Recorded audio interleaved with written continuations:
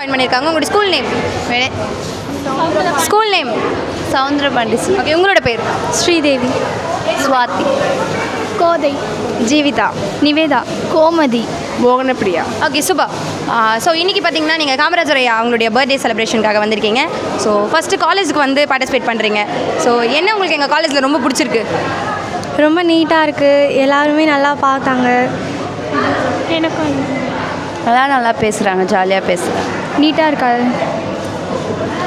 இல்லைக்கா, எனக்கு பேச தெரியல, வேணாம். இல்லை, என்ன பிடிச்சிருக்குன்னு கேட்கும்.